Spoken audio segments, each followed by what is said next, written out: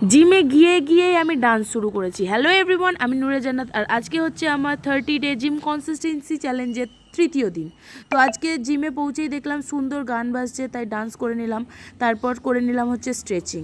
এখানে বহুত রকমের কারুকীর্তি করে আমি স্ট্রেচিং করি, তো সেটা করার পর আমি এক্সারসাইজ করে নিচ্ছিলাম, একটু জাম্পিং জ্যাক্স, তারপরে স্টেপ দিয়ে অনেক কিছু ছিল, অনেক রকমের এক্সারসাইজ যেগুলো স্যার দেখিয়ে দিয়েছিলেন, ওগুলোও করে নিচ্ছিলাম।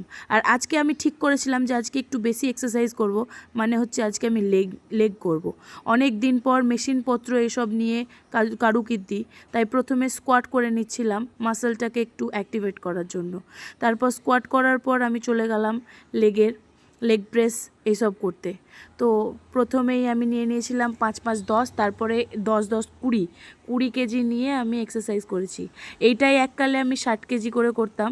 এখন যেহেতু আমি বহুদিন জিম ছেড়ে দিয়েছিলাম, তাই মাঝখানে ব্রেকের জন্য আমি আর একদমই হুট করে হেভি ওয়েট নিতে পারি না। তো তারপরে আমি অন্যান্য এক্সারসাইজগুলো করে নিলাম লেগের। তারপরে আমি সোজা চলে গেলাম হাঁটাহাঁটি করতে, কারণ হাঁটাটা হচ্ছে জীবনের খুব একটা ইম্পর্ট্যান্ট জিনিস। তো এখানে আমি আবারও 30 মিনিট হেঁটেছিলাম সেদিনকে।